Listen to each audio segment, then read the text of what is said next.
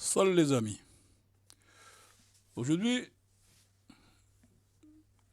cela me tenait à cœur de venir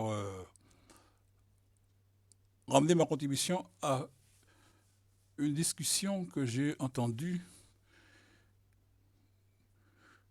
enfin une vidéo que j'ai vue sur YouTube, ou sur TikTok, je me rappelle bien sur lequel.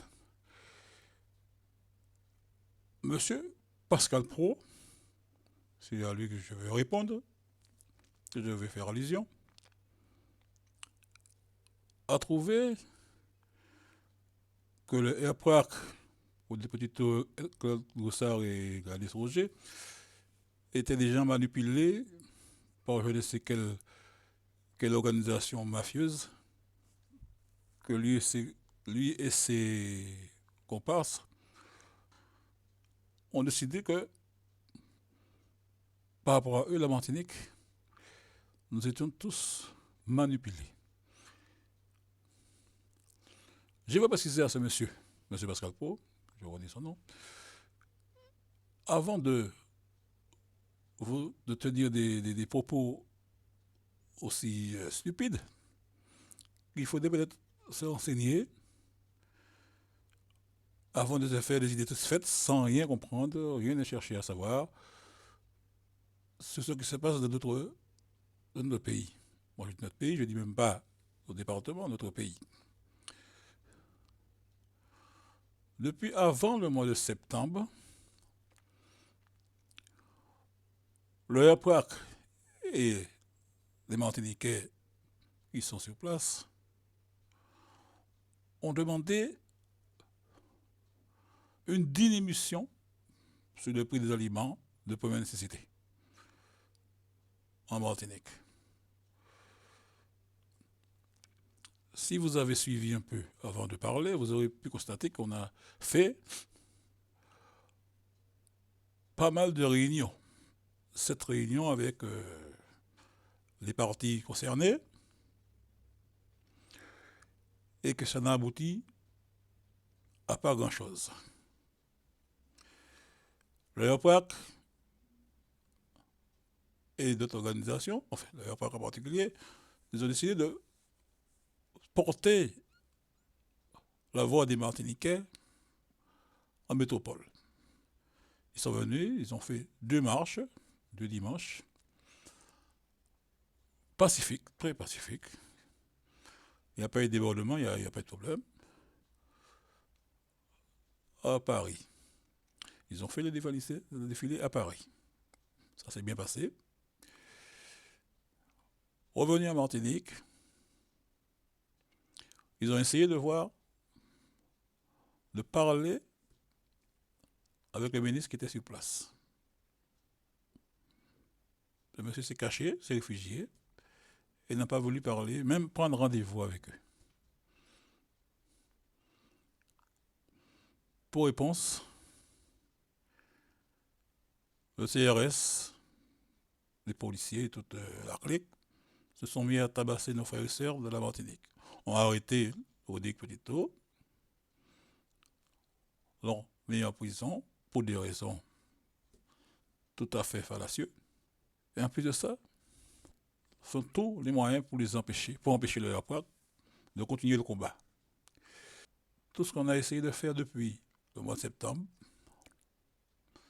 se retourne contre 3 jeunes qui se battent pour que les Martiniquais mangent à leur faim. Et vous, sur votre radio ou votre chaîne de télévision, quand vous avez la chance d'avoir une grande écoute, vous décidez que le RPAC doit être mis en prison.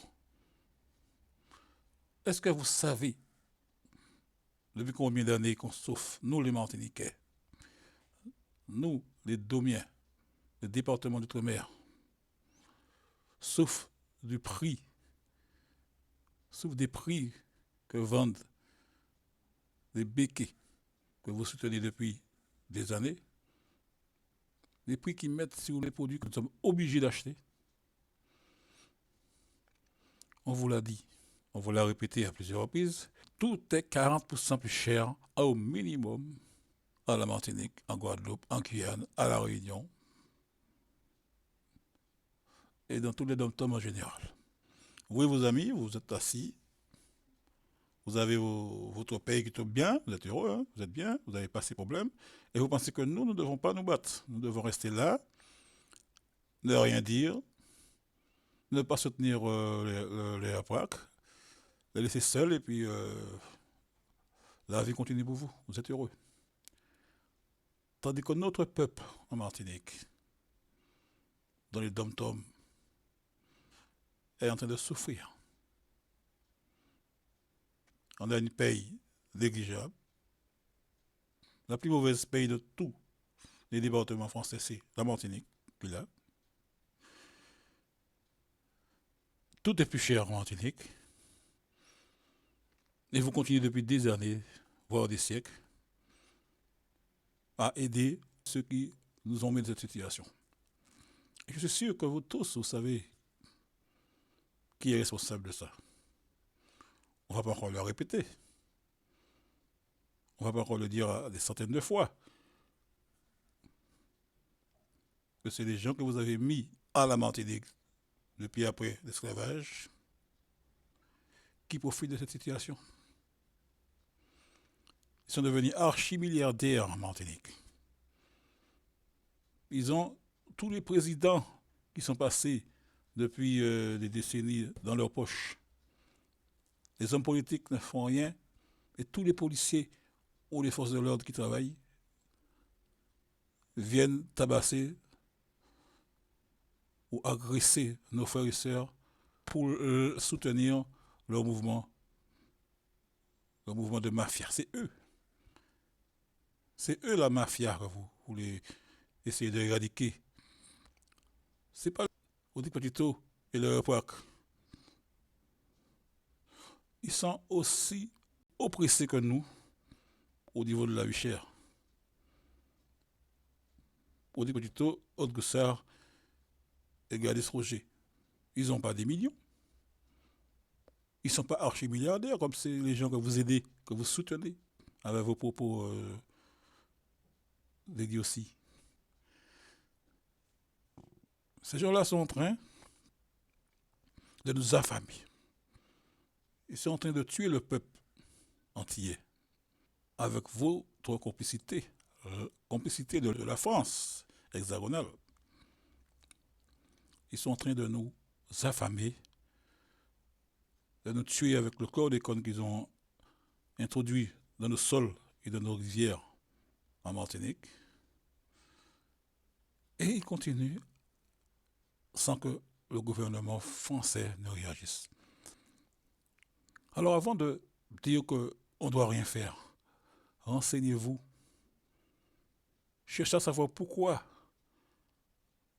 la jeunesse martiniquaise qui ont pris le relais, même pas le relais, parce qu'ils ont décidé que ça suffisait.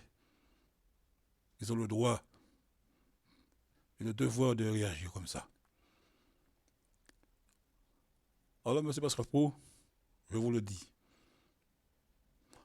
avant de déblatérer des choses que vous ne connaissez pas, renseignez-vous. Faites comme certains messieurs que j'ai vus à la télé, que j'ai entendus à la radio, qui se sont renseignés, qui connaissent la vie chère en Martinique, qui savent comment on souffre. Nos parents, nos sœurs, nos frères, nos amis souffrent dans les Antilles. Avant de porter un jugement sans connaître la vraie réalité. Merci, M. Pascal Pro.